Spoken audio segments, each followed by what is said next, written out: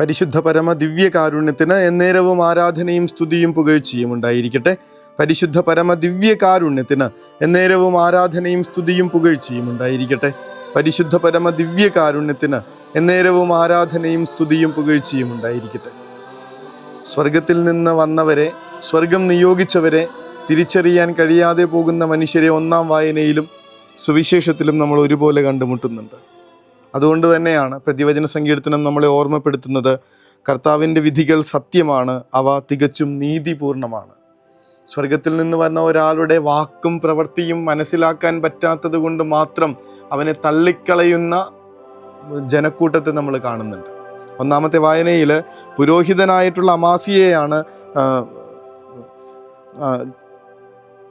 പ്രവാചകനോട് പറയണത്. അമാസിയ പ്രവാചകനോട് പറയുന്നുണ്ട്, ആമോസിനോട് പറയുന്നുണ്ട്, നീ ഇവിടെ നിന്ന് ഓടിപ്പോവുക, അവിടെ യൂദാ നാട്ടിലേക്ക് ഓടി അവിടെ പ്രവചിച്ച് അഹർവൃത്തി കഴിച്ചുകൊള്ളുക. ഇവിടെ നീ പ്രവചിക്കരുത്. ഇത് രാജാവിൻ്റെ ശ്രീകോവിലാണ്, രാജ്യത്തിൻ്റെ ക്ഷേത്രമാണ്. ആമോസ് നമുക്കറിയാം, പഴയ നിയമത്തിൽ ഏറ്റവും ശക്തനായ പ്രവാചകന്മാരിൽ ഒരാൾ, ദൈവം വിളിച്ചിരിക്കുന്നുവെന്ന് അത്രയ്ക്ക് ബോധ്യമുള്ള ഒരാൾ. ആമോസിൻ്റെ വാക്കിങ്ങനെ വല്ലാതെ അയാളെ ഗണ്ണിക്കുന്നത്, അയാളുടെ എല്ലാ വാക്കുകളെയും പുരോഹിതനോടാണ് ഈ പ്രവാചകൻ കർത്താവിൻ്റെ നാമത്തിൽ നിന്നുകൊണ്ട് പറയണത്, ഞാനൊരു പ്രവാചകനല്ല, പ്രവാചകപുത്രനുമല്ല, ഞാൻ ആട്ടിടയനാണ്. സിക്കമൂർ മരം വെട്ടിയൊരുക്കുകയായിരുന്നു എൻ്റെ ജോലി. ആട് മേയിച്ച് നടന്ന എന്നെ വിളിച്ച് കർത്താവ് അരുളി ചെയ്തു, എൻ്റെ ജനമായ ഇസ്രായേലിൽ നിന്ന് പ്രവചിക്കുക. അതിനാൽ ഇപ്പോൾ നീ കർത്താവിൻ്റെ വാക്ക് കേൾക്കുക. ഇസ്രായേലിനെതിരെ പ്രവചിക്കരുതെന്ന് നീ കർത്താവിൻ്റെ വാക്ക് കേൾക്ക്. എന്നോട് കർത്താവാ പറഞ്ഞത്. പുരോഹിതൻ്റെ മുൻപിൽ നിന്ന് ഇത്രയും ആത്മവിശ്വാസത്തോടും ധൈര്യത്തോടും കൂടെ ഒരാട്ടിടയൻ സംസാരിക്കണമെങ്കിൽ അത് കർത്താവ് നേരിട്ട് വിട്ടതാണെന്നുള്ള ബോധ്യമുള്ളത് കൊണ്ടാണ്, അയാൾക്ക് ആ അനുഭവം ഉള്ളതുകൊണ്ട്. പ്രവാചകനോട് അഹാസിയ പറയുന്നുണ്ട്, പുരോഹിതൻ പറയുന്നുണ്ട്, അമാസിയ പറയുന്നുണ്ട്, നീ പ്രവചിക്കരുത്, നീ രാജാവിനെതിരായിട്ട് പ്രവചിച്ചുകൊണ്ടിരിക്കണം, നീ പ്രവചിക്കാൻ യോഗ്യനല്ല, നീ യൂദാ നാട്ടിലോട്ട് പോയിട്ട് പ്രവചിച്ചോ. അപ്പോഴാണ് ആമോസ് പറയണേ, കർത്താവ് എന്നെ വിളിച്ചത്. വെറുതെ സിക്കമൂർ മരം വെട്ടിയൊരുക്കുകയായിരുന്നു എൻ്റെ ജോലി, ആട് മേയിച്ച് നടക്കുമായിരുന്നു ഞാൻ. ആ സമയത്ത് കർത്താവ് എന്നെ വിളിച്ചേ. അങ്ങനെ ഒരാൾ തിരിച്ചറിയാൻ പറ്റാതെ പോകുന്നത് കൊണ്ട് പുരോഹിതന് തെറ്റുപറ്റുന്ന കാഴ്ച ഒന്നാം വായനയിൽ നമ്മൾ കാണുന്നുണ്ടെങ്കിൽ, ദൈവപുത്രനെ തന്നെ മനസ്സിലാക്കാത്ത മനുഷ്യരെ നമ്മൾ സുവിശേഷത്തിൽ കാണും. തളർവാദ രോഗിയോടൊരൊറ്റ വാക്കുകൊണ്ട് സൗഖ്യം കൊടുത്ത് അയാളെ എഴുന്നേൽപ്പിച്ച് നടത്തിയ കർത്താവിനെ കുറിച്ച് ആ മനുഷ്യർ പറയണത്, അവർ ജനക്കൂട്ടം ഭയചകിതരായി മനുഷ്യർക്ക് ഇത്തരം അധികാരം നൽകിയ ദൈവത്തെ മഹത്വപ്പെടുത്തി. മനുഷ്യർക്ക് കർത്താവ് ഇത്രയും വലിയ അത്ഭുതം പ്രവർത്തിച്ചിട്ട് അവൻ്റെ വാക്കുകൾ അവരുടെ ഉള്ളിലിങ്ങനെ സ്വർഗത്തിൻ്റെ സ്നേഹം ജ്വലിപ്പിച്ചു കൊടുത്തിട്ട് വലിയ സ്വർഗീയ രഹസ്യങ്ങൾ അവരുടെ മുൻപിൽ അനാവൃതമാക്കിയിട്ട് അവർക്ക് കർത്താവിനെ മനസ്സിലാവുന്നില്ല. അവർ പറയണത് മനുഷ്യർക്ക് ഈ അധികാരം കൊടുത്ത ദൈവത്തെ സ്തുതിക്കുന്നു എന്നുള്ളതാണ്. എന്നാൽ അവനെ ദൈവമായിട്ട് അനുഭവിച്ചറിഞ്ഞ മനുഷ്യരുടെ ജീവിതത്തിൽ കിട്ടുന്ന അനുഗ്രഹം എന്താണെന്ന് നമ്മൾ കാണുന്നുണ്ട്. അവരുടെ വിശ്വാസം കണ്ട് അവൻ തളർവാദ രോഗിയോട് അരുളി ചെയ്തു, മകനെ ധൈര്യമായിരിക്കുക, നിൻ്റെ പാപങ്ങൾ ക്ഷമിക്കപ്പെട്ടിരിക്കുന്നു, നിൻ്റെ കിടക്കയും എടുത്ത് വീട്ടിലേക്ക് പോവുക, നിൻ്റെ ശയ്യയും എടുത്ത് വീട്ടിലേക്ക് പോവുക. അവൻ എഴുന്നേറ്റ് വീട്ടിലേക്ക് പോയി. ഈശോയെ ദൈവമായിട്ട് മനസ്സിലാക്കുമ്പോൾ, കർത്താവിൻ്റെ ശക്തിയെ മനസ്സിലാക്കുമ്പോൾ, 4 പേര് തളർവാദ രോഗിയെ ശയ്യയോടുകൂടി അവൻ്റെ അടുത്ത് കൊണ്ടുവരുന്നൊരു കാഴ്ച മറ്റു സുവിശേഷങ്ങളിൽ നമ്മൾ കാണുന്നുണ്ട്. അത് മച്ചു പൊളിച്ചൊക്കെ അവൻ്റെ അടുത്തേക്ക് കൊണ്ടുവരുന്നു എന്നൊക്കെ. അത്രയ്ക്ക് വിശ്വാസം. അല്ലെങ്കിൽ ആലോചിച്ച് നോക്കിയേ, ഇവർ മച്ചു പൊളിച്ചിട്ട് സൗഖ്യപ്പെടുമെന്ന് ഉറപ്പില്ലെങ്കിൽ അവർ പൊളിക്കില്ലല്ലോ. അല്ലെങ്കിൽ പൊളിച്ചു കളഞ്ഞ മച്ച് തളർന്നു കിടക്കുന്ന മനുഷ്യൻ, നിങ്ങൾ എന്തിനാ പൊളിച്ചതെന്ന് കർത്താവ് ചോദിച്ചാലോ? നിങ്ങൾക്ക് അത്രയും ബോധ്യത്തിൽ നിന്നുണ്ടോ? ഈശോയുടെ അടുത്ത് ചെന്നാൽ സൗഖ്യപ്പെടും എന്നുള്ള ഉറപ്പിച്ചുകൊണ്ടോ?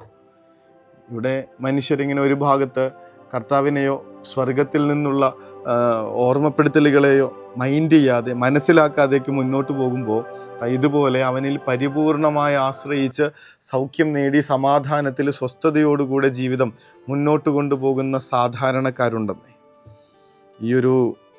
ഈ ഒരു ആഴമായ വിശ്വാസമുണ്ടല്ലോ, ഈ ഒരു സിമ്പിൾ ഫെയ്ത്ത്, കർത്താവിൽ പരിപൂർണമായി ആശ്രയിക്കാനുള്ള, അങ്ങോട്ട് പോവുക എന്ന് പറയുമ്പോൾ പോവാനും, ഇങ്ങോട്ട് വരാമെന്ന് പറയുമ്പോൾ വരാനും, നീ കൈ നീട്ടുക എന്ന് പറയുമ്പോൾ വെറുതെ ഒരു കൈ നീട്ടി വടി കൊണ്ട് കൈ നീട്ടുമ്പോൾ കടൽ പിളരാനും ഒക്കെയുള്ള കാരണം ഈ ഒരു സിമ്പിൾ ഫെയ്ത്താണ്.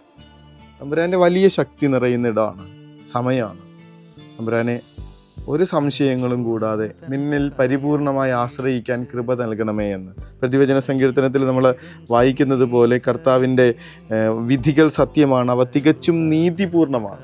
അങ്ങനെ പരിപൂർണമായി വിശ്വസിച്ച് പരിപൂർണമായി ഈശോയിലേക്ക് ഏൽപ്പിച്ചു കൊടുത്ത് സമർപ്പിച്ച് ഒരു സംശയവും ഒരു തിരിച്ചു ചോദ്യങ്ങളും ഇല്ലാതെ അങ്ങനെ കർത്താവിൽ ആശ്രയിച്ച് ജീവിക്കാൻ വേണ്ട ആഴമായ വിശ്വാസം, ഈ ലളിതമായിട്ടുള്ള വിശ്വാസം നൽകി ഞങ്ങളെ ആശീർവദിക്കണമേ എന്നുള്ള പ്രാർത്ഥനയോടുകൂടി അവിടുത്തെ തിരുമുൻപിൽ പരിശുദ്ധ സ്നേഹമേ,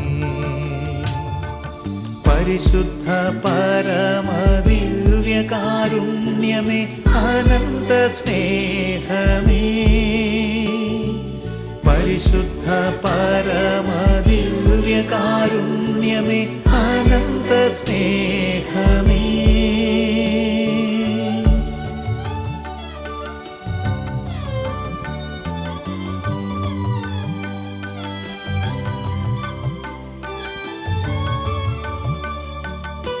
പരിശുദ്ധ പരമ ദിവ്യകാരുണ്യത്തിന് എന്നേരവും ആരാധനയും സ്തുതിയും പുകഴ്ചയും ഉണ്ടായിരിക്കട്ടെ.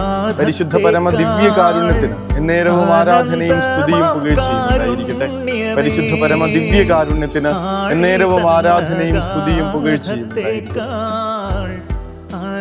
ഒരു സംശയങ്ങളും കൂടാതെ അവൻ്റെ അടുത്തേക്ക് ചില നിമിഷങ്ങളിൽ ഓടിച്ചെല്ലാൻ പറ്റിയിരുന്നെങ്കിൽ തീർച്ചയായും ജീവിതം ഇതുപോലെ ആവില്ലായിരുന്നല്ലോ. തമ്പുരാനെ, അങ്ങിലിങ്ങനെ മുഴുവനായി തരാൻ വേണ്ട ആഴമായ വിശ്വാസം തരണേ എന്നുള്ള ബോധ്യത്തോടെ തമ്പുരാനിലേക്ക് ജീവിതം സമർപ്പിച്ചുകൊണ്ട് നമുക്ക് ശാന്തമായ വിശ്രമത്തിലേക്ക് പോകാം. ഈശോ അനുഗ്രഹിക്കട്ടെ. കരുണതൻ കയർ പിടിച്ച് നയിച്ചിടും സ്നേഹമേ, ദിവ്യകാരുണ്യ സ്നേഹമേ, പരിശുദ്ധ സ്നേഹമേ, പരിശുദ്ധ പരമദിവ്യകാരുണ്യമേ, അനന്ത സ്നേഹമേ, പരിശുദ്ധ പരമദിവ്യകാരുണ്യമേ,